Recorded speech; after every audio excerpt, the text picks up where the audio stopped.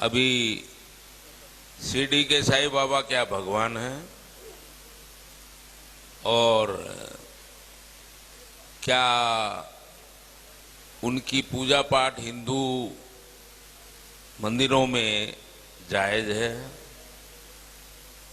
कृपया इस पर प्रकाश डालें। विराजिए। एक तो ये जवाब खुद ही दे दिए। बहुत हिंदू देवता बढ़ते जा रहे हैं, मैं अंत हूं, अंतिम मैं ही हूं। ठीक। शिरडी का साईं बाबा, उन्होंने पूछा क्या वो भगवान है? आप अगर ये पूछते ना कि क्या वो आदमी भी था पूरा, तो मुझे हंसी नहीं आती, लेकिन डायरेक्ट ही भगवान। थोड़ा सा इस चीज को समझे। आपने किसी जैन मंदिर में साईं बाबा की मूर्ति देखी? किसी बौद्ध मठ में, किसी सिख गुरुद्वारे में, उसकी छोड़िए किसी चर्च में साईं बाबा की मूर्ति देखी? अरे उसको छोड़िए किसी मस्जिद में उसका कैलेंडर भी देखा? केवल हिंदुओं के मंदिर में साईं बाबा की मूर्तियां कह कह करके बिठाई जाती है, पैसा दे दे करके। अब ये बीमारी क्या? अब जरा थोड़ा समझे। साईं बाबा कौन था? सरासर झूठा प्रचार। और मैं जो आपको बात बता रहा हूं बिल्कुल प्रमाणिक, जो साईं बाबा ने खुद ने लिखवाई।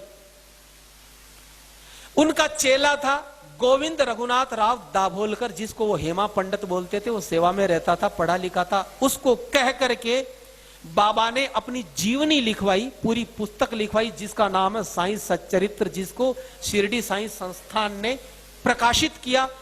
उसमें बिल्कुल जो बातें मैं आपको बता देता हूं, अपनी ओर से मैं कुछ नहीं बताऊंगा, बिल्कुल प्रमाणिक। साईं बाबा भगवान था कि नहीं आपको समझ में आ जाएगा। ये आदमी अफगानिस्तान का पिंडारी मुसलमान था। इसके बाप का नाम था मियां बरहुद्दीन। ये अफगानिस्तान से आए थे। 1838 में साईं बाबा का जन्म हुआ। कहां हुआ? अहमदनगर की एक वेश्या, उसके पास में इसका बाप मियां बरहुद्दीन जो था, वो डकैतों का ग्रुप चलाता था हिंदुस्तान में, लुटेरों का। तो वो अहमदनगर की एक वेश्या के पास रहने लग गया। उससे 2 संतानें हुई, एक लड़की और एक लड़का। लड़के का नाम रखा चांद मियां, और यही व्यक्ति, इसको साईं बाबा अब बोलते हो। जब ये थोड़ा सा बड़ा हुआ तो झोली फैलाने का काम, फेरी लगाने का काम इसको सौंपा। 6 साल की उम्र से 12 साल की उम्र तक इसने झोली घुमाई और रेकी करता था कि कौन से घर को लूटना है। कभी आप देखते हो चद्दर घुमाते हुए? ये काम इनके पास था। 12 साल की उम्र में साईं बाबा पकड़ा गया अंग्रेजों की जेल में। 8 साल तक डकैतों के ग्रुप के साथ ये पकड़ा गया था और 8 साल तक अंग्रेजों की कैद में रहा। इसका बाप भाग गया था। फिर इसके बाप ने अंग्रेजों से समझौता करके छुड़वाया। तो अंग्रेजों ने कहा कि तुम हमारे लिए काम करो, हम तुम्हारे लिए करेंगे, तुम्हारे लड़के को छोड़ देंगे। क्या काम है? बोले कि झांसी की रानी लक्ष्मीबाई को हमें जीतना है। इसके बाप ने हाँ करी। वो व्यक्ति, इसका बाप, झांसी में चला गया और रात को गेट खोला उसने।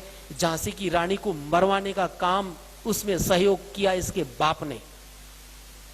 18 साल की उम्र में अंग्रेजों से समझौता हुआ साईं का, तो साईं को भेजा, पूना में भेजा गया।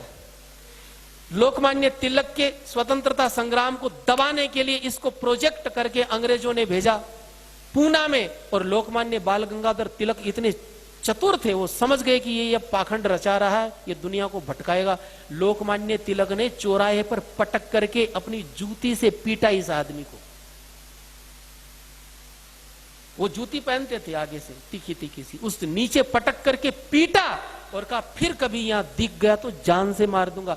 तो ये आदमी वहां से भागा। बिल्कुल पाखंड का रूप इसने धारण किया लोगों को ठगने के लिए। मैं भूत प्रेत जानता हूं, मैं तंत्र मंत्र जानता हूं, मैं ये करूं, मैं बेटा दूंगा, मैं आरोग्य दूंगा, मैं पैसा दूंगा, पाखंड। फिर ये व्यक्ति शिरडी में आया 20 साल की उम्र में। शिरडी में ही क्यों, बंबई में क्यों नहीं? क्योंकि शिरडी में, उस क्षेत्र में संत ज्ञानेश्वर हुए थे। वहां के लोग बड़े श्रद्धावान थे, भावुक थे। तो सोचा कि मेरी दुकान चल जाएगी। वहां पर ये आदमी आया और आकर के धीरे धीरे इसने अपना अड्डा जमाया। रोज ये कुरान का पाठ करवाता। इसका शिष्य था अब्दुल बाबा, कुरान का पाठ करवाता। अपने हाथों से बकरा काट करके, अपने हाथों से बकरा काट करके चावल में मिला करके प्रसाद बांटता, कोई नहीं लेता तो गंदी गंदी गालियां देता। एक बार तो ऐसा हुआ, काका साहेब दीक्षित एकादशी के दिन उनसे बोला कि बकरा लाओ। उन्होंने कहा मैं तो ब्राह्मण हूं, तो गालियां दी, जबरदस्ती मंगवाया और बना करके उसका ब्राह्मण धर्म भ्रष्ट किया। उसको भी बोले खा। एक बार तो ऐसा हुआ, शिरडी में हैजा फैल गया, तो वहां के पंचों ने कहा कि ऐसा करो कि कोई जीव हिंसा मत करना ताकि हैजा कंट्रोल में आ जाए। सबने जीव हिंसा बंद कर दी, लेकिन इसने कहा मैं तो काटूंगा।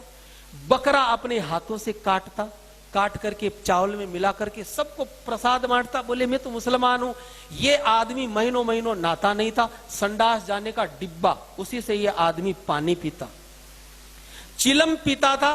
सन 1887 में इसको दमे की बीमारी हुई। चिलम की वजह से अपनी दमे की बीमारी ये जिंदगी में कभी ठीक नहीं कर पाया, और 1918 में 3 दिन दमे का इसको अटैक आया, और 1918 में दशहरे का दिन था, उस दिन ये आदमी मर गया। अब मुझे एक बात बताइए, न तो इसने कोई प्रतिभा थी, न इसमें कोई भक्ति थी, न इसका हिंदू धर्म से कोई लेना देना था। जिंदगी भर ये हिंदू देवी देवताओं को गालियां देता था। जो आपको ये साईं राम, ओम साईं, ये तो बाद में जोड़े गए केवल मूर्ख बनाने के लिए। 1957 तक इसकी जो कब्र थी, जहां आज मंदिर बना हुआ, यहां केवल मजार थी इसकी। यहां पर अब्दुल बाबा इसका मजार का पैसा लेता था, लेकिन वो मर गया। तब हरि सीताराम दीक्षित नाम के कांग्रेसी नेता थे, उन्होंने इस मजार को अपने कंट्रोल में किया और पैसा लेना शुरू किया।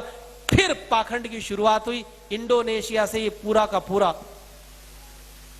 पूरा जो षड्यंत्र चला कि हिंदू मंदिरों को कैसे बर्बाद